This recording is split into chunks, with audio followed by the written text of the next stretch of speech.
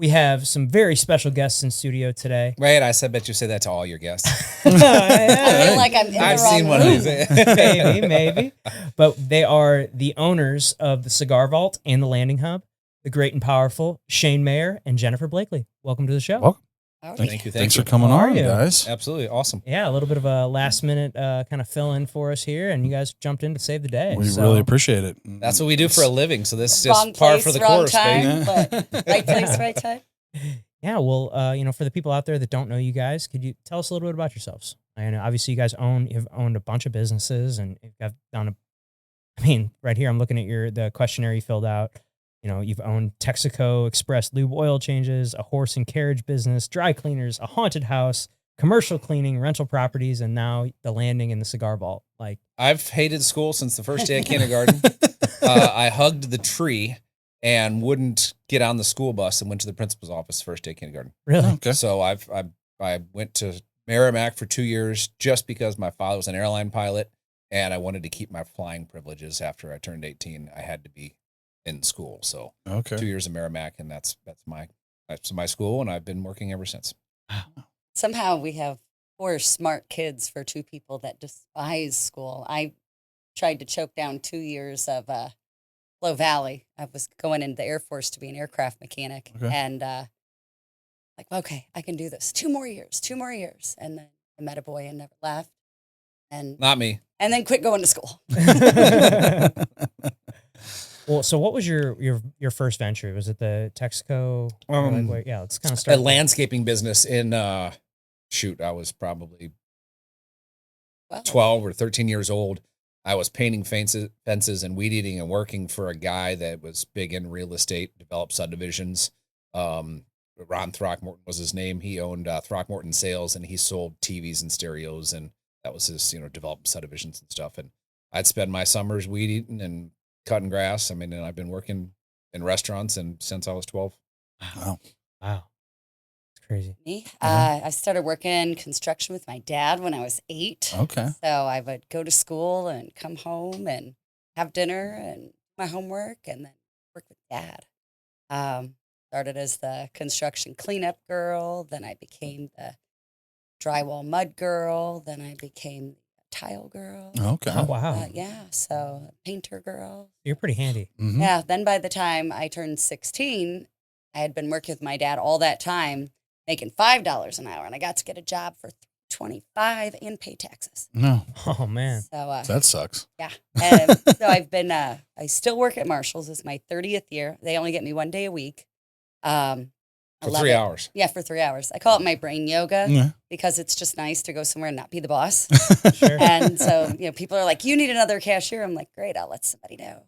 But I love merchandising. It's my favorite thing. I walk in and I look at the stock room, I look at the sales floor, and in 3 hours, I fix all the problems and leave. And you forget about it. And then I just go back to what we do. That's crazy. Which leads us to the Cigar Vault and the Landing Hub. Where did those two? How'd you guys get into those two things? Well, it'll start with the Landing Hub. We've had a duplex in Pacific that's been an Airbnb for about 12 years. And I got tired of, it was a flood, and I got tired of the monthly renters that trashed it and, blah, blah, blah. So then we heard of this new thing called Airbnb. So we started to rent it out Airbnb. So we've been doing that, and we still own it for about 12 years. Each side separately. How do you rent it out? It was a duplex, and it was just a unit upstairs and a unit And downstairs. so do you Airbnb each one separately? Yep. Nice. Yep. How many beds and baths? The upstairs can sleep 8. It's a 3-bedroom with 1 bath. The downstairs is just a 2-bedroom with 1 bath. It's a That's duplex. 130-year-old house Wow. that we converted into a duplex. Okay. And our lives aren't complicated enough, so we also Airbnb our own house. Oh, okay. So, Really? yeah, because we travel a lot, and especially with 3 of the kids away at school, it just seems silly to, Leave it vacant. yeah, just if we're not there, like, why not open it up and let somebody else stay there? And Is your primary also in Pacific? Okay. and that's that one was built in 1880. Oh wow. Yeah, nothing like taking care of those houses. Right. Yeah. So then back up, let's see, we've had a Landing Hub for 4 years. So 4 years prior to that, I guess 2018, we started the Found a partner and just started the construction and the development stage with Jeff Day Architectural Firm. So you guys built it from the ground We built up. it from the ground up. Oh, The wow. landing hub or Cigar Vault? The landing hub. Landing hub. Yep. Okay. And for the people out there that don't know what the landing hub is, tell us about it. It's a boutique hotel. It's not like anything that you've ever been to before. It's got your standard hotel rooms, queen bed, shower, desk, that type of thing. But it's got large family suites. If you could imagine 1,000 square foot apartment with kitchen, bathroom, laundry in it. 2 private queen rooms that can sleep 12 people. We've got wow. rooms that can sleep 7. Got 2 Star Wars sleeping pod rooms. Cool. Okay. We've got a luxury suite with a jacuzzi tub. The most unique thing about the hotel, though, is you can book it privately. So family reunions, People just book the whole work thing? parties. Yep. You could have Cool. your entire work party there, and everybody could stay the night, so you got to worry about them driving. So we only book out the individual rooms 6 months in advance because we push to try to book the entire hotel. Gotcha. And that's our biggest focus in life right now is trying to find more people to book the entire hotel because people book it for One 1, day. 2, 3, 4 days for a family reunion, Yeah. a wedding, an event, or birthday Right. party or something. And they're like, damn, I should have booked it for more. Gotcha. And then Every- people that just book a couple of rooms want to stay up and party and have fun like you do at a hotel. Sure. And we're like, nope, quiet time, 10 o'clock, shut up, go to bed. So Mhm. book the whole thing and then it's Do whatever you hand the want. And keys every over. time party. we get like a wedding group and they book it for one night, they're like, damn it, we should have booked it for 2 nights. And everybody that books it for 2 nights is like, damn it, we should have booked it for 3 nights. Mhm. Yep. And but I get it. I mean, somebody's getting married. The last thing they care about is where their guests are sleeping. They care about their shoes and their hair and their makeup and what type of glasses they're going to have, et cetera. Centerpieces. Yeah, they Yep. care about all that girl stuff. And then I end up with like frantic brides because their brother didn't book a room and we're out in Pacific and he's staying in Sunset Hills because Purina had 2 dog shows going on that weekend and there's this and that going on in Pacific and there's nowhere to stay. Yeah. So we really try to just book the hotel privately thing. and who cares how many people you have? If you want to have 80, if you want to have 30. And how Well, many? we've had how many rooms 20 is it? people rent out the entire thing. We have 15 rooms that we can sleep. Every sleeping every bunk bed, every futon, you can sleep 80 people. But Okay. it's ideal for 50 to 60 people. We've had 250 people weddings there. We when you rent out the whole thing, we have a commercial kitchen that you can come in with an executive chef, or you can have grandma make pancakes or chicken or whatever you want to do. But we had people take the entire patio and remove it and bring in tents and put up their own things. We've had dunking booths. We've had carnival rides. Oh, wow. I'm the yes man. Yeah. Give me an idea and I'll help you do it and we'll make it happen. Dude, that's so cool. Yeah. Well, and what I think is really cool too is in the lobby, you have like an actual kitchen. It's not like Yeah. your typical continental breakfast types. You actually have your kitchen that you can with the So big we have fridge. 4 kids, Yeah. and our first Airbnb stay, we stayed in Chattanooga, and it was a songwriter for The Voice, and he just started doing Airbnb to pay his electric bill, and then he started to realize it was kind of fun. He liked meeting people. Well, we're sitting at the Flying Squirrel having a beer, and we're checking out this place called the Uncommon Hostel, and if there was a place like this that was family friendly, because with 4 kids, like Right. you either get 2 hotel rooms or Mhm. it's just, and Right. then you're trying to feed them all every meal, and so we were like, if there was a place where we could cook their own breakfast, and they just Yeah, you don't have to like eat a every house, meal. but Right. Yeah. but they're not in a with Airbnb, you never know what you're going to get. Like, are you on a questionable street? Where are you parking? Who's the neighbor? It's a hotel, but you have all of the comforts and conveniences of an Airbnb. Yeah, totally. That's awesome. I get a lot of those same questions with my Airbnbs as well. Yep. So yeah, the people always want to know about the neighborhood and it's because I do it for like traveling nurses typically. Awesome. Like 30-day. I do 30-day minimum stays Okay. at ours, and so we get anyone from traveling nurses to I got people staying in one of mine they just signed a 6-month lease for their house burned down, and so insurance is covering for them to stay. I mean, 6 months right now, but I mean, me and my wife were talking. I was like, chances are they're going to be there a lot longer. Oh, than yeah. that, probably. And to we've get- got a which is couple of great for me, nurses, but, Absolutely. reach out about it, but it's like, well, you could stay, but you're going to have to leave the 27th through the 30th. Right. because Right, It's booked privately. Right. Yeah, that's why I'm always like, because I'll get some people that'll want to like book like a year out or something, and I never do it because like I don't know I don't want to mess up the booking before that, Sure. and like be have it left vacant for a month or something. Like So I've, you get us not booking it 6 Totally. months. Yep. It's so many 100%. people are like, well, what if I need a room next October? I'm like, book it in April. yeah, Yeah. like, You know? yeah, wait a few months out. You know, it's just, I get it. You want to be prepared, but like for us, as, you know, Airbnb hosts, it doesn't, you don't want to shoot yourself in the foot. Yep. you Yeah, I know, don't and want to then- tell some wedding group that wanted to book for 3 days that they can't because I have one lady with a dog. Right. Yeah. Yeah. Right. Yeah, exactly. So I And- totally get it. And for the people that may not know, Pacific, it's about what, 40 minutes west of St. Louis City. You can get downtown in 35 minutes. 35 It's minutes? the next town past Yeah. Eureka, right past Six Flags. Gotcha. Yeah. And I mean, it's a small town. I love being out in Pacific. It's great. Small town feel. What else is there? What else is going on out there in Pacific that The makes home it of so Bigfoot. Okay. Yeah. We're very good friends with Bob and Ann. Bob We're actually Chandler. redoing one of our rooms as a Bigfoot monster truck. Okay. Yeah. Cool. What else? I don't know. True Manufacturing's out there. We've got a lot of manufacturing. We've got a nice big prison, you know, for Oh, those yeah. that Yeah. sure. Yeah. Yep. I mean, they can't vote. You know. We have a Cigar Vault, a number Yeah. one rated cigar bar Yeah, in the let's- Midwest. Let's That's talk pretty about cool. Let's talk about that. Yeah. All right. Yeah. All right. All right. So how did the Cigar Vault come about? The solar guy for the landing hub, because we have solar Mhm. on it, was like, man, you guys, we should do a cigar bourbon bar. And we're like, Okay. as Okay. you can tell Yeah. from what I've done, I'm not afraid to just try anything. Yeah. And so then his wife got pregnant and he couldn't do it. And right out the back door of our house, this building came up for sale. So we bought the building and went to town and started figuring out what we're going to do. Bought the building in April, went to our first cigar conference in July. Opened both October like- 1st. Yeah, we like cigars and bourbon. Yeah, I was so gonna say. So how did? Yeah, you guys just love cigars and bourbon? Is that like kind of? I love going to a cigar bar. Just like when we go to a new town, that's usually one of our first stops because you go to a restaurant or a bar, the waitresses, the bartenders, they're rushing you in and out. Mhm. You know, a cigar bar that You're hanging out. it's only going to smoke so fast. Right. So people will sit there and they'll talk to you, tell you where you want to go in town, what you want to do. And I think our place has just kind of become this like little nest. staple And for the yeah, community. I mean, Yeah. it's just the place where, what do you want to do tonight? I don't know. Let's meet at the I vault. mean, we opened up with 6 beers, 4 bourbons, and a dozen cigars. Okay. And now we've got 100 and something bourbons, always have about 50 beers, rotate a few out. Cocktails, you know, handcrafted cocktails. We've got some phenomenal employees. You know, our employees are what makes it. I mean, they're awesome. That's And great. they're not really. professional bartenders. Yeah, we don't have a professional bartender. Everybody's just figuring it out. And, you know, you got to look on your phone because someone wants something. We don't have any sour mix. Well, we have lemons and we have, you know, sugar and, you know, Yeah. We've get a got grinding two- and We've squeezing. got 2 elementary school teachers that are bartenders. And I was like, why do you want to work here?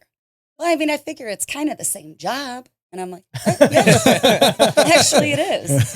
And, you Just know, more smoke. yeah. We just, you know, it's just a blend of every, we got a BMW motorcycle mechanic. We've got, you know, Bill that's retired. We've got 70-year-old union welder guy. He's our first bartender. He has 6 Harley Davidsons, and Oh, that's awesome. there's not an hour that goes by the day that he's awake and doesn't have a cigar in his mouth. So you Really? couldn't have a better Right. a better job for him. Sure, he just gets to have a cigar the whole time. Yeah, Yep. and then we got Craig that he's got his daytime job, and so the coming to work is just kind of like his social hour. And we carry a lot of boutique blend cigars. You know, we carry Perdomo and Fuente and the staples. You know, but we really try to stay away from them because there's so many more out there. You know, going to the PCA, the Premium Cigar Association conference for the first time in Las Vegas, and you're Head is looking spinning. as far as you can see in a convention, and everyone is smoking a cigar.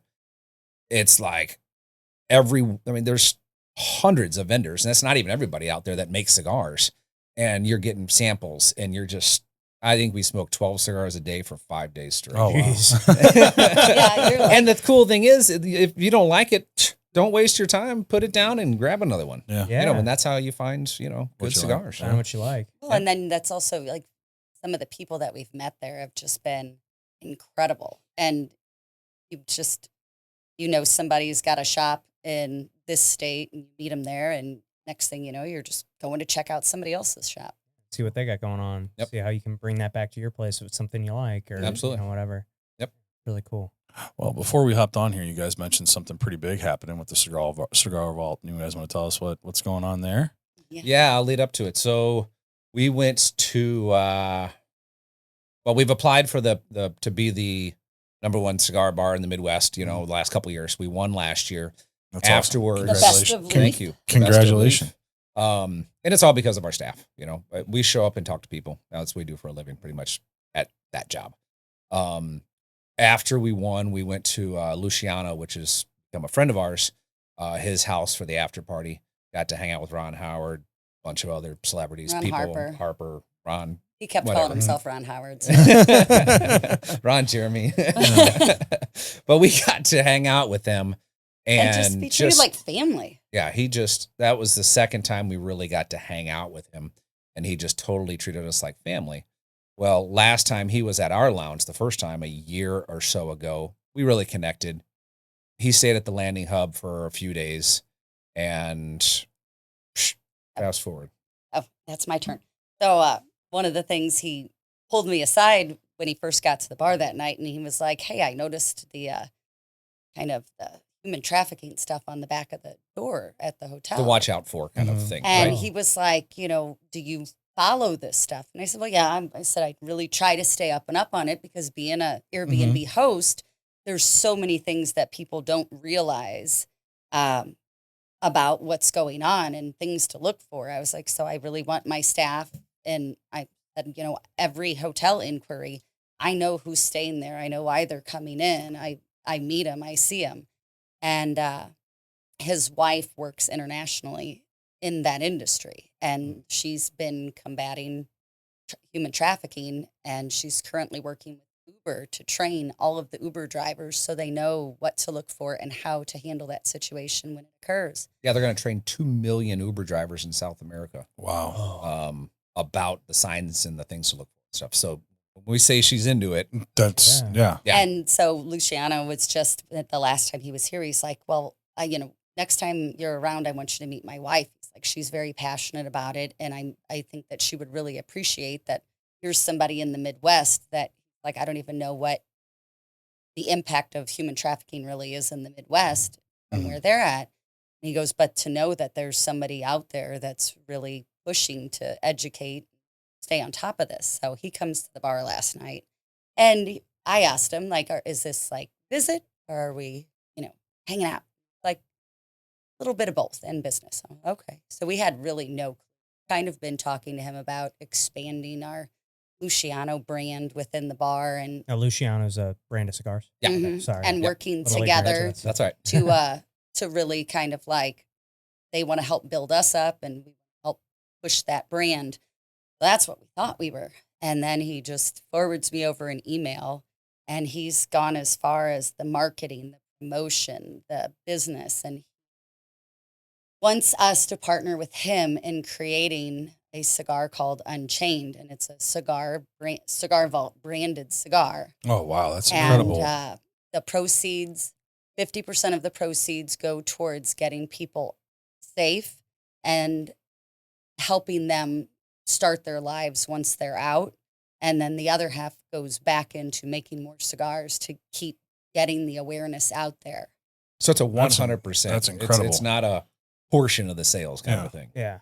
Yeah. And just the cigar world, as you can see, you don't see a lot of advertising. They definitely don't get awareness type stuff. Like, there's not a breast cancer cigar. There's Right. that, like all the other stuff that you see out there, all the other brands that get wrapped up into, not to say activism, but you know where I'm going For with lack it. of a better word. Yeah, Right, but so to take, and cigars are something that are there for pleasure. So a lot of people try to steer away. So I was really impressed that he really wants to make that impact with that cigar. And for us to be a part of it is just That's incredible. Incredible. So cool. Yeah. I mean, that's awesome. See, you're getting emotional over here. What does that mean to you? What is that? What does all this come into fruition and all these things? All of our hard work and relationship building pays off. Yeah, that's incredible. Beautiful, man. Love it. Good for you guys. So cool. I mean, and then, you guys just kind of started this on a whim, and like, look what it's grown into. It's amazing. And one of these days, we're going to make money on it. Yeah. One of these days we are going to make money. But to know that if you'd have seen my credit card bill from the last cigar show, oh my God, she's like, oh, we need this. Oh, we need this. Oh, we need this. But oh, it's such a great deal. I'm like, oh, that's great. And then at the end of the weekend, when I look at my credit card bill and I'm like, look at the okay, interest. we can't pay this off, so it's not a good deal anymore. but to see that something that we've created And that you're passionate about. can change people's lives. And to know that we're not just selling cigars, we're not just pouring beers. I mean, this is something that we've done that's impacted somebody that now wants to do something to help change the world. I mean, we connect people for a living. When we're at the bar, Robert Hahn was telling me about his tooth, and he's pissed off at his dentist because he's got a problem or whatever. And Robert Hahn's a member here at AU. Yeah. And I was like, well, you need to call Carl. And he's like, who's Carl? He's like, I already got an appointment with my other dentist. I was like, call Carl right now. This is like 6 o'clock at night. He goes, he's not going to answer my phone at 6 o'clock at night. I go, bro, I just looked at the camera. He says, at my bar looking at his phone. He'll answer the call. He called him. He got him in the next day. And it's like, Robert's got a new dentist, and Carl, is That's tooth fixed. became Carl's the an dentist incredible. for probably half the people that go to the Right. bar. He became an incredible friend. I mean, we traveled with him. There's a guy that does hats and stuff at our bar. He comes in and he needs something, so we connect him with somebody else. We've had just so many deals happen, and we just put people together. It's so awesome, just to be able to do that. I mean, it's kind of what this place is Yeah, too. yeah, I mean, exactly. It's like another version. I mean, Because you guys are original members up here, correct? Yep. Yeah. We're investors, and when Scott came to me and said, hey, I got this idea. I was like, he wanted my entrepreneurial 2 cents. Right. I don't want to even say expertise because I'm just, an entrepreneur. And I was like, well, bro, how much? Okay. I want to be involved. He's like, well, you really want to invest? I was like, well, I own a commercial cleaning company. We can clean the place. You want to put a cigar lounge in there? I can provide the cigars, and I need help booking events and things at my landing hub, our hotel. Yeah. So I was like, it's a no brainer, and it will single-handedly be the best investment we've ever made with people, and time. Because you can't put a monetary value on that. I mean, The people up here are incredible. and they are. And we went to Honduras last year. Yeah, we brought Ted and Shanna and Mike Ted Gracie and I a was couple other just people. telling them I mean, outside. I'm like, the first time I met Shanna, I was like, done with this girl after like 3 minutes, and because I got here after a very long car ride, and she had had a very long happy hour. And I was not happy yet. And I walked in the door and I got like a very sideways comment, and I was like, I'm going to need a few minutes to process you. And now it's like, I couldn't imagine. Now we're going to Ireland with them in October. Yeah. And Ted was at the bar last night, but it's like, Robert is just one of these people. If I called Robert or Corey or, anybody, and my car's broke down, I'm here. Yeah, they'd be there. Be there in a They'd second. be there. Yeah. Yeah. It's just been an amazing adventure. It is an adventure. Adventure. Yeah. But just and meeting and how much everybody here wants to help you grow your business. Totally. When you've been here since the beginning, how have you seen it change? Like anything, the more people you get, the more It gets change you're diluted. going to have. Yeah. You're going to have. You got to weed people out of your life. I mean, Right. weed people out of our lives all the time. We had a partnership at the landing hub, and it went south, and we had to rework a bunch of things. But we've had friends that we've been friends with since elementary school Right. that we reconnected, and then we became really good friends. And then a couple of them went sideways, and it's like, okay, we removed drama from our lives and bad, negative people. And sometimes people, I wouldn't say who. I had somebody look at me one time and say, Shane, why do you always look like you just pulled the cat's tail? And I was like, I thought about it. I just bit my tongue, and I'm like, okay, you're now removed from my life because you're not happy. And And we've always had this thing with employees. If we're talking about them, they got to go. Like if Yeah. we're talking about them, they have to leave. And it's kind of the same thing with the people that are in your life. We come here. We're out of Pacific. And I will say, perfect example. I think I even said this when we were dealing with the whole Fenton thing. I decided to run for alderman, and all of my friends in town are like, what the hell are you doing? Do you just want one more thing to do? Like, why would you do this to yourself? Blah, blah, blah. I said it here, and every single person here was like, that's awesome. Yeah. I'm Oh, so yeah. proud of you. What can I do to support you? Yeah. And it's just, those are the people that you want in your life. You want those people that, like, I'm tired. I don't feel like doing anything today. Hey, you want to go to the ball game? Like, okay. Yeah. You know, and those are the people that drive and push. And that's the difference between, you know, being an entrepreneur and being an employee. Yeah, Right. totally relate to that. I was having I ran out of gas this past weekend. Second time it's ever happened to me. But so it's pretty embarrassing. But I was we had just went to a concert, and we were on our way down 270, and all of a sudden I drive around a lot for my business with real estate and stuff. So I just tend to, the gas light's on. I'll go pull. I over got it now. a little Yeah. farther. Yeah, exactly. I you just know? put the most gas I've ever put in my Suburban this Yeah, morning. I'll be so- all right. Proud of yourself. You know, so and then I'm on our way back from the concert. It's like 11:30 at night, and all of a sudden I'm on 270, and my truck's like, I'm like, oh no, and we're like a mile away from the exit, and so I pulled over it. But anyway, I got stuck on the side of the highway waiting for my father-in-law came and brought us gas, and but sat there and got to talk to my brother for about an hour. But we were having a very similar conversation this about kind of like, you know, kind of removing some people in your life that are, you know, not pushing you to where you want to go. And it was exactly what you're talking about right here. And I mean, I think he was having a hard time kind of realizing that because, you know, they're friends of both of ours. And I was like, yeah, I just feel like I'm not as close with them. I don't really talk to them so much anymore. And it's, and he seemed like, I'm like, it's just, I'm in a completely different place in my life now. You know, I've got 2 kids, I've got, you know, a business to run. I've got, you know, all these other things that I do. And it's like, they weren't helping me do that or like not driving me to do those things. It felt like I was kind of being pulled back.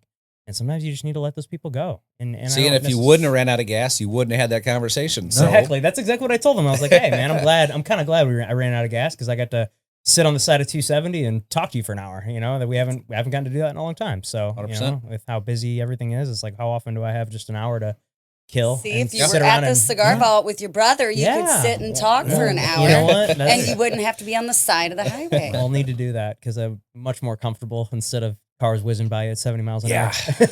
hour. I'll tell you what, since I joined this place, I think I told you guys this last weekend when we were at the Legion tournament, but my cigar smoking has gone through the roof since I joined up here. You know, I used to enjoy maybe 1 or 2 a month, and now I'm like, if I don't have at least 1 or 2 a week, I'm in trouble.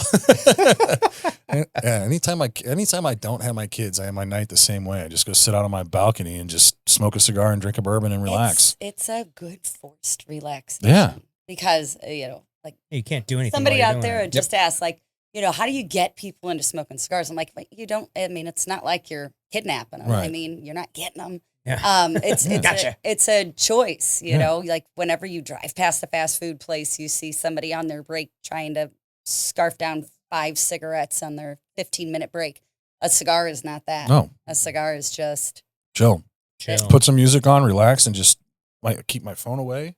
It's kind of like being in here. You know, we turn our phones off, we keep them silenced, and kind of gives you just that mental break from things. That's great. So I got to continue to wash my sheets every night because I smell like a cigar before going to bed. But hey, you know, it's all right. well, then when you get up to at least 1 a day, then you don't smell anymore. Something I to will look forward say, to. like, every once in a while, I'll like be at the bar one night, and you can definitely tell when you've got, you know, a lot of smokers. We can keep the doors open the majority of the time, which is great. But yeah, when it gets too hot or too cold and you've got them, I'm just like, oh, Oh yeah. Mhm. I don't even want to just want to put a hat on and go to bed. So, well, working to how long have you guys been working together as partners in business? 8 or 10 years, Oh, I maybe a couple more. yeah, probably 10. Well, and it's the reason I Every ask day. is, yeah. Well, how does working side by side in business change your understanding of partnership, both business and in relationship wise? I think we're a different breed than most because we work. We go on vacation. Like everybody's always like, oh, it must be so nice. You guys are going here, going there. No, we're checking out cigar bars. We're checking out, you know, boutique hotels. We're in Switzerland and I'm answering people that are having trouble with their door code at the hotel. I mean, we don't turn it off. And even when we're out of town, and I think it takes a special person. We've both been married before. Um, and I don't want that person that is, hi, honey, how was your day? Like, I know what our day consisted of, and there's nobody else I want to spend my day with. I mean, it doesn't matter. We're fixing broken pipes or painting, whatever. Work is work, but we work so much that if we didn't work together, we probably wouldn't see each other. Yeah. Well, that's good. I mean, work isn't work. Work's fun. I mean, some people, oh God, I can't wait for the weekend. We're like, oh fuck, I can't wait till Monday because Yeah. we work every weekend. Weekends are, yeah. But you know, that's But we're never going to be those type that, like, I'm not waiting for 65 so I can retire and sit on my porch and do whatever all day. Yeah, what are you going to do? Yeah, I'm the Yeah, same way. I mean, I think my mom's 78 and she's out of the country 10 times a year, I think. I mean, she is just a machine, always going. Yeah. So that's well, and me, he my mentioned blood. earlier about Ron Throckmorton. I didn't meet him till much later on in life, but he loved the idea of the hotel. And he wanted us to get through the architecture and get through all of this stuff. And he wanted to invest. He wanted to be involved. He just thought it was such a cool idea. And he died before we got it ground broken. And we actually were able to have his daughter at the groundbreaking. And, it's just one of those things that you look at the people that have gotten you and inspired you through life. And he's one of those people that inspired Shane, obviously, at a very young age. And so he kind of modeled a lot of what he's done after this hardworking person. And, you look at the things that you've accomplished and you might look at your day like, I don't have any wins today, but really step back. We've had a lot of wins. Yeah. No paychecks, but wins. Yeah. Right. Eventually. Well, eventually those wins turn into Exactly. paychecks. Yeah. Exactly. So, Yep. well, as parents, how many kids combined? 4. 4. And you guys were mentioning having them off going to college and all that. Do you guys push the entrepreneur lifestyle, or are you, or not even lifestyle, but pushing entrepreneurship onto them, or like encouraging them to do stuff like that? They're all their own. Yeah. People. Yeah. Mine are Mason and Mallory. Mason's 21 at Ole Miss, and Mallory is 20 at. Okay. He was playing lacrosse, football, 4 years varsity at Eureka High School, just an all-star, incredible athlete. Went to Ole Miss, and he's like, I want to play lacrosse at Ole Miss. I was like, that's a club sport. Yeah. I was like, that means we're paying for you to play now. Whatever. And then he came to me after 2 years, 2 seasons. He's like, I'm out. And I was like, what? You are not allowed to quit sports because that's how your mom and I raised you. He did triathlons. He got his black belt in Taekwondo at the age of 7. He's done every sport and he's proceeded with them. And he's like, our coaches, our students, they didn't have a paid coach. So the seniors were the coaches. And then he's like, I'm going to get into a fight and it's just not going to be good, because the coaches were not hardworking. They weren't have discipline. They didn't have the goals and the organization that he's used to with a real coach. And he was like, I quit. Like, okay, whatever. He went to be criminal justice, and then he traded and decided he's going to do accounting, and then he's like, I don't want to do that. So finance, and now he's back to criminal justice. Wait, he's going to put out fires. His mom was a big school. Going to school wasn't an option. They had to go to school. She was the youngest of 14, and she was the only one that got a college degree, I think. So I was like, whatever, had he come to me instead of going to Ole Miss or asking me what he should do in college, I would have guided him differently. But they're kids, and my daughter's integrated marketing and communications, also at Ole Miss. She just spent 5 weeks in Spain. Just studying abroad. And she's like, man, this studying abroad thing, the hardest part about studying abroad is the study part. And I was like, well, go figure.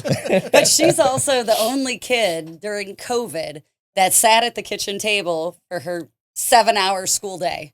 Like, she took her lunch on time. Wow. I mean, I'm surprised she didn't raise her hand and ask if she could go to the bathroom. But she was like, all the other kids are like cramming, I'm done. I'm like, it's 9. They're like, yeah, there wasn't that much. And she pens and pencils and folders and like went to school every day. So her self-discipline is incredible. I mean, there's no kid virtually at the age of 10 or 20 or 25. I'm 50. I don't know what I want to do. Right. You know, so Right. there's no one that, so me telling him, you know, I just be a parent and do the best I can and go to every game and, you know, say, hey, I'm here for you. Whatever you want to do. Yeah, man. I mean, I just the whole college, you know, just deciding what you want to be for the rest of your life at 18 is Yeah. That's, And then- we're then going having- through that right now. you know, with it's like that's With a yours? crazy thing. Yeah, because Maddie's 21. She's at Mizzou, and she's pretty much stayed on her track the whole time. And it's ironic because we are a sports watching family. My son, he snowboards and skateboards. Mhm. And my daughter, if you threw a ball, you'd probably hit her because she can't catch it. And so it's 100% opposite of my kids. Exactly. Everything is a competition. And like Maddie and I are throwing a frisbee. Mason's like, who's winning? She's like, it's frisbee. There's no winning. Well, that's stupid. Why would you do it? You know? So that's just like, we're the least competitive and they're the most competitive. And so she's, you know, pretty much stayed on track. She did her psychology degree. Luckily, she finally took a little bit of insight from mom and was like, you know what, you're right. I'm going to be miserable at this. And she's like, I really like working with special needs kids. She's fantastic with autistic kids. And she's like, I'm going to keep going, finish my psychology degree, but then go back and get this degree so I can keep doing this. And my son, he's 17. We're in high school, and he is me. He is not made for, Maddie's paying for her own school. I'm like, you want to be in a sorority? You want to have 6 majors? Go for it. You're paying for it. And my son is not made for school. He gets good grades. He goes, but he is not like just loving to go do the college lifestyle. So he's doing the Lewis and Clark program. He's going to do auto maintenance. That way he's like at least learning something. But I'm like, you don't have to know what you want to do for the rest of your life right now. Like if you're going to go to a trade school, learn something valuable. If anything, take a couple of online classes. I said, look at how many electricians or plumbers or people that start their own businesses that never went to business class, that don't really understand. A skill set you have for the rest of your life. Yeah, the taxes and, you know, all the different permits and the little things that people, you might be great at your profession, but are you great at, you know, actually the business of the profession? Business aspect too. I mean, you need to know it all. You can't just have the skill, especially if you're going to go into the business by yourself or for yourself. Yep. Man, it's crazy to me to have to decide what you want to do for the rest of your life at 18, or like you like think that you do. Yep. You know, but like I've got a college degree and I'm yet to use it. You know, it's like after college I went into the restaurant industry with a friend of mine. We opened up in a restaurant, did that for a few years. Didn't end up working out. Then I went back to working in other restaurants, and then I got my real estate license. So like I got this college degree and I got made some friends there. Yeah. You know, I've sold a couple houses to some friends, but like other than that, like college degree thing hasn't exactly paid off for me. But going and be involved in restaurants, I mean, you've got an incredible work ethic because there's no harder business. No. People that say, oh, restaurant is like, no, I've been involved in the restaurant business and worked in them, and it's a hard job. Oh, it's very difficult. Yeah, we just the episode before we had the owner of Westchester, head chef there. He was on, and we were talking about that. I mean, all I know, I worked for a catering company in high school, but the biggest for me is watching the show The Bear. You know, yeah. I keep wanting to watch that. We just don't watch It's a good TV. one. We We don't watch Well, TV. do you have it's hard to even get have us time? tied down to watch TV. Right? Nope. When my head hits the pillow, I'm out.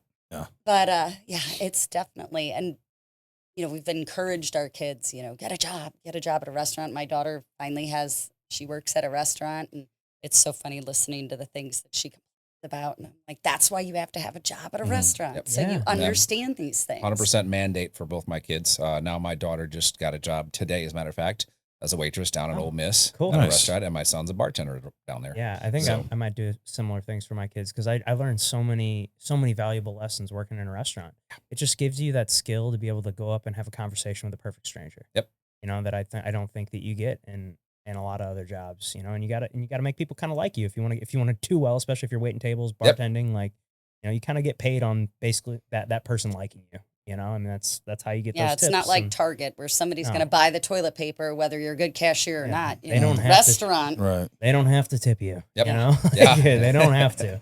Even though And- it says it on the thing or not. yeah, whether it Yeah. says it on the iPad or whatever, you know, but you know, it's it's I think it's you learn so many valuable lessons I mean, I learned so much working in restaurants. And you work with such a variety of people. Oh yeah, Either for working sure. with people or your customers could be, you know, Yeah, it's you never know. every range walk from of life. yeah, it could range from the the laborers to the most some- successful most attorneys, successful- CPAs, whatever. Yep. Exactly. Like you could be dealing with one and then immediately dealing with someone else, and you get to see this variety of people and like you said, all the people working in the kitchen and whether you work in the kitchen. I mean, every aspect of it, you're going to learn something. Yep.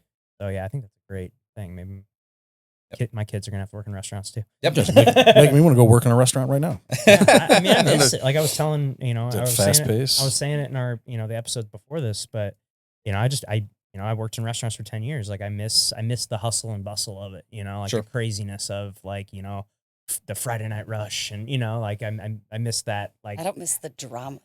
I don't miss the drama. I romanticize about it now, but like at the time I didn't love it, but now I'm like, oh man, like that was kind of fun, Yep. all the craziness, the And crazy the time goes by so fast. I worked at Malmaison, which is in St. Albans. I worked at Seventh Inn, which was in Baldwin. It was a 5-star restaurant. And then I worked at Annie Gunn's right after the flood when they rebuilt. I was the first salad boy at Annie Gunn's. Cool. But the Lou Roque, the head chef there at the time, I think he's still there. And, he taught me how to be efficient. Yeah. He'd hand me 4 buckets of pickles and be like, cut these. And I was like, okay. He's like, no, you'll be here for 4 hours. We need these done in 20 minutes, how to be efficient. It was awesome. Yeah, I mean, you learn so many little valuable lessons. Like I still, cut a bell pepper the same way that I learned how Oh, in yeah. that kitchen, like all the little stuff like that. That I have all these like, I cut an onion the same way that Matt taught me. Like it was like all these things that I learned in restaurants that I still use to this day. You learn so many great valuable lessons from it. So I think it's I it's never a great thought thing. about it like that, but I was always like the hostess. And, like what I took out of restaurants is something that I'm using at like you've got somebody that's mad because they've got to wait forever. I do the Sunday brunch. I used to work at Casa Gallardo on the Rock Road. Oh, yeah. And all of the things that it's like, okay, hey, it's not that big of a deal. Like, yes, I understand that you need a couple more towels in your room. Nobody's dead. I'll bring you some towels. Like, I feel though that some of those skills that I learned as Totally. being that teenager working in the restaurant and kind of trying to, it's not that bad. Yeah, I'm sorry. Your table The will be ready in busboy's 10 cleaning minutes. your table right now. We'll Yeah. do, Yeah. like Well, it's just amazing how people make the biggest deals out of the littlest Yeah. things. Being able to control that. I mean, especially learning at a young age. I mean, when you guys are in you said you were 16 when you were doing that. Like that's a Oh yeah, that's I started 16 and 17. Yeah. yeah. I mean, that's a huge skill to learn at that age. I mean, talk about this a lot on the show is like the stuff that they don't teach you in school that they Yep. should be teaching you, and Ugh. it's stuff like that. And accounting and finance and credit scores. credit and- scores and Well, and things. then you look at all these kids and why they're Oh, all man. on, no offense, Maddie, because she's on Prozac, but why they're all on Prozac and why they're all doing all of these things. And it's because you didn't let them just be stressed. Yeah. Like you have to learn these things. You cushion their fall all the time. You can't make things easy for them. You can't talk to their coaches for them. Well- You can't get involved with their teachers and the other parents to try to make things better for them. Just figure shit out. All right. So Yes. tell them about your idea of a podcast with Corey, Oh my gosh, yes. So I had Corey was at the hotel last week, and most of our employees at the hotel are teenagers. It works out great. They can work from 10 to 2, 10 to 3. They don't have to close. They don't got to work fast food. They just come in, clean, put things away, and go home. So it's a very attractive job for a teenager. So I have Alana. She works there. And she plays for, I think, 5 or something different select volleyball teams. She's very talented. She's a senior. And all of a sudden it just hit me. And I'm like, Corey, what about a podcast with athletes? And I said, not professional ones, like younger kids. And I said, because I watch and listen to, her and Lily, and now we've got Abby. Talk about, my coach is mad because I can't do this. And last year, somebody was mad because they couldn't go to, they were going to prom instead of a tournament. And it's like, what? Come on, how many proms do you get? But there's a lot of stresses that these kids have, and how many of them the parents put on them, how many of them their friends put on them, how many, their So teachers. they have no outlet. They don't They have have a no place to outlet. go, talk to random, just the air, Yeah. Mhm. to work these problems And I out. was like, it would probably be so beneficial before a coach dares to tell a 17-year-old girl that she should skip her prom for a game. Yeah. And they find out it might be on Why the don't you podcast. listen Yeah. to this podcast and see the stress that you're putting on this kid? Mhm. And then for parents, I mean, there's, The kids would open up. I lot. feel like kids would open up to somebody else and just be able to say, like, yeah, it's, I get really sad because all my friends went to the lake this weekend and I had to go to Denver for a tournament. There's just a lot of things that are going on in their heads. And I've watched, especially with Shane's kids, because they did always play sports. Like Mason missed spring break every year. 4 years because Yeah, of I've never lacrosse had it. camp. Never We had spring couldn't break. take summer vacations because he had to do football. So these kids have a lot of stress, and it's all pre-programmed for them.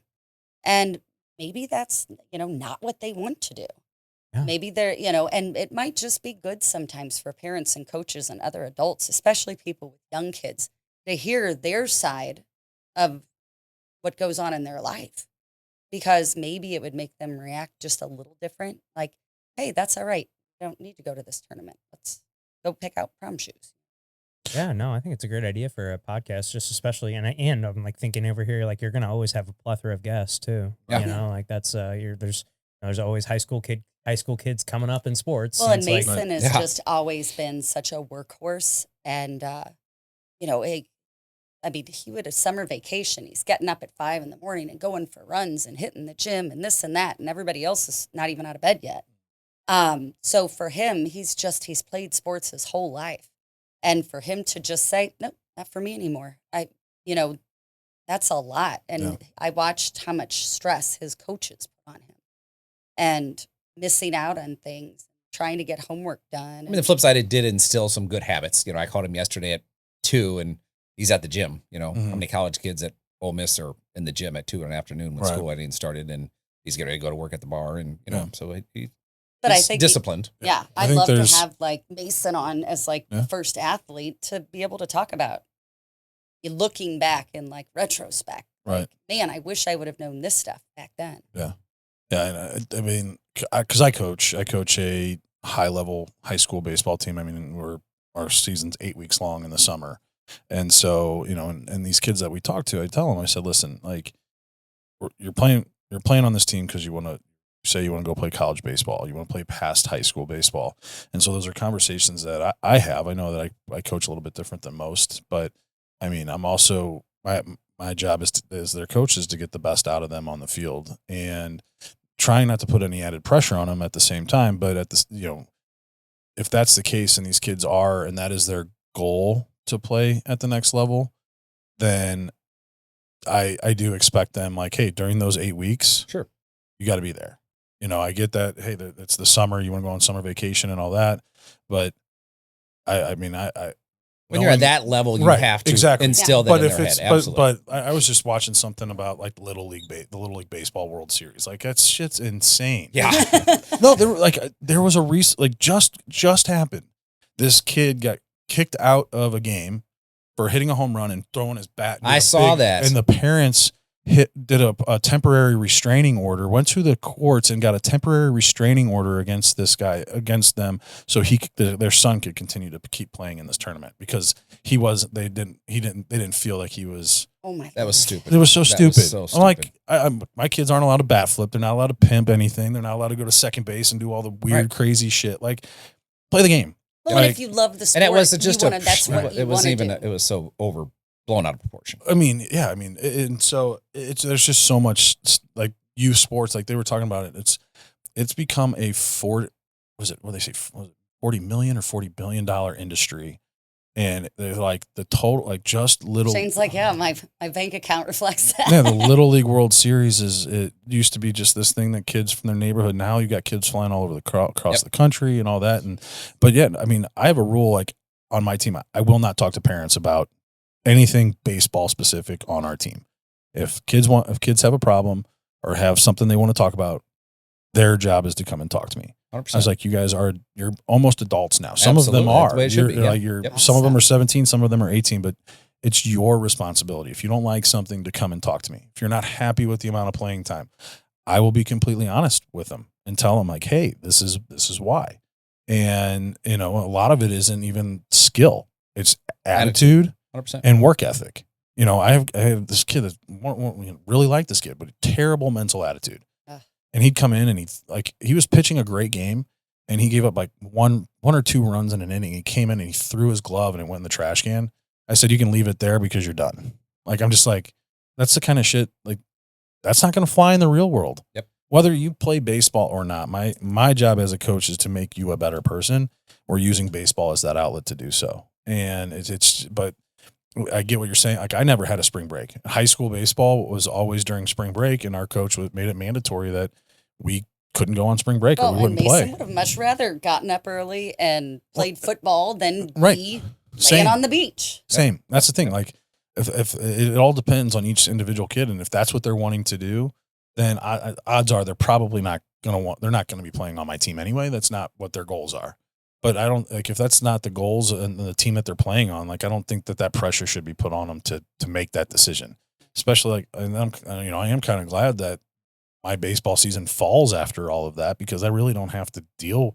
The most that I have to deal with is like, hey, we're going on vacation, or hey, we got a wedding. And I was like, well, I mean, you guys, and I'm like, with some of, like, I'm just like, yeah, your parents, this wedding you can't miss. I get that, go. But I tell the parents, because everything starts. It's like my team for next year. We're having our first meeting at the end of this month. Wow. So it's like, hey, if you guys are wanting to go on vacation, just know, like, hey, we've got 8 weeks here that we're playing.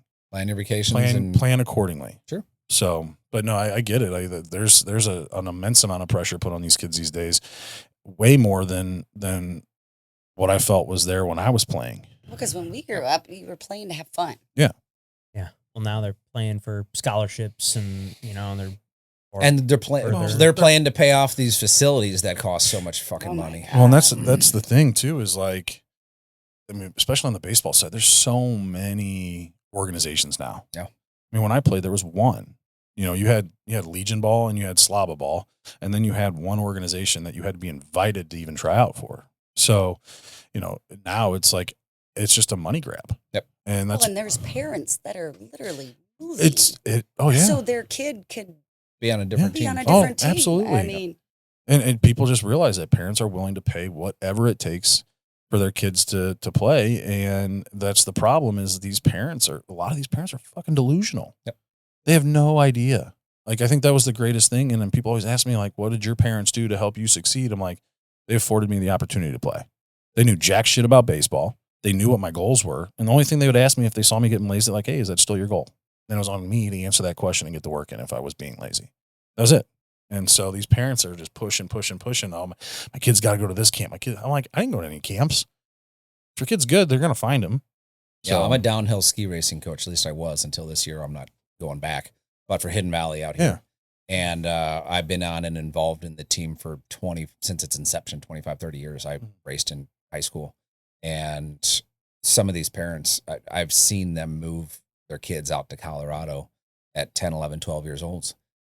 One of them, a very good friend of mine, she's skiing for Alaska right now. She's a senior. She was on the U.S. Olympic C team.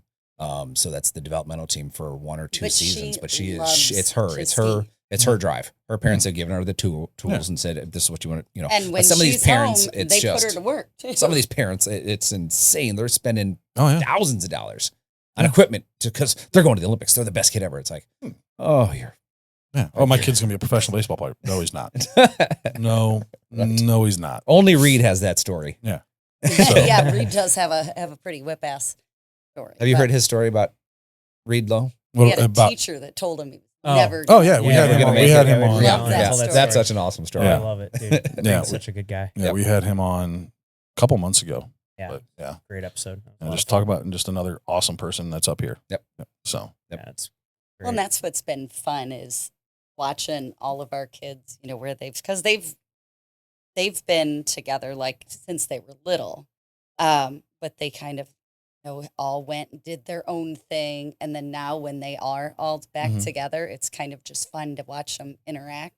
Yeah, because half of them can drink. Yeah. It does make the interaction Legally. easy. Legally. But it's just fun to watch how all the decisions that, we've made, and, obviously Shane and his ex-wife, me and my ex-husband, and how the kids were always first, and how well adjusted, and just, they're all going to be successful. They're all going to be happy Mhm. because we've just instilled in them that, good values. Yeah. My son was asked in kindergarten, what do you want to be when you grow up? And he goes, all I know is my mom says I can't be an asshole. Because that's what hey, if you grow up and you be an asshole, that means I failed. I'm not Mhm. failing at stuff. Right. And so, yeah. We're on that topic. Today was my son's first day at preschool today, and we on the porch, my wife's taking a little video of him, telling him, hey, where are you going to school? Whose class you in? What's the name? Awesome. And then she's like, what do you want to be when you grow up? And this is the first time he's ever answered it this way. He said, Phyllis, he wanted to be a pig trainer. He said he wants to play in the mud with the piggies and train the pigs. And I was like, Nice. it's like, where did that come from? You've Yeah. never said that before. Everybody wants to be a pig trainer. So Nice. yeah, Hey. I'll show you the video. Somebody's got to Yeah. train the pigs. Right. Yeah. I didn't know we trained the pigs, but okay. Yeah, that's outstanding. Yeah, to well, be a- no, they in pro ball they'd have a pig. There was a team that we played on. They'd have a pig that would deliver baseballs to the umpire. So there is. All right. Hey. There are pig All right, trainers Calvin, out there's there. your- There you go. There's your future, buddy. Nice. If you want to be a pig trainer, I support it. Oh, that's so fun. That's It's awesome. hilarious. They're 3 years old. They say the darndest things. So, Yep. Oh, absolutely. Oh, just it's going. Oh. I believe it. Oh yeah. No, Yeah. I've what did Connor say the other day? Oh, he got kicked out of his neighbor's house because he so my oldest is very competitive, and he lost in a video game. And so he was getting at this, his neighbor's 15 years old, and they hang out together. My Connor will be 7 in a couple weeks, and this kid beat him, and I guess apparently he was just like, oh, fuck you. Going off on this kid that the kid's dad had to come downstairs and actually yelled at Connor and kicked him out. And he came home. I'm like, oh boy, like, nope. That's like you said, don't be an asshole. Don't be an asshole. Yep. It's just, it's, kids are tough, especially when it's like at that young age. Yeah, these young ages. It's a lot of fun. I mean, but it's tough too. Right. I mean, it's definitely not easy. Well, and they just pick up everything. And there's just so many outlets now for them to get information, and it's just not always good. Yep. So Well, guys, this has been incredible having you guys in here. Was there anything that we didn't get to that you guys wanted to cover? I mean, we didn't discuss how much we were getting paid. No. Oh. Yeah. Yeah, we'll be signing your checks after the camera turns. Do good things and hang out with good people, and good things will happen. Yeah. Just like every instance, every time we have a shitty situation, just like the gas, run out of gas, Run out you of just gas. turn it into lemonade. Yeah, exactly. That's how we roll. that's awesome. Well, before we get you out here, we end the show the same way every time. So, Play a little game. It's called the Tombstone game. Okay. Ask individually. Here lies Shane. What does it say on your tombstone? Here lies Jen. What does it say on your tombstone? take a second and think about it. I'm saying what's on hers, or saying No, what's you on say mine? what's on yours.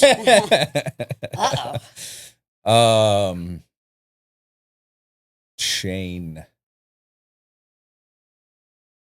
Wow, that fucker lived a long time. I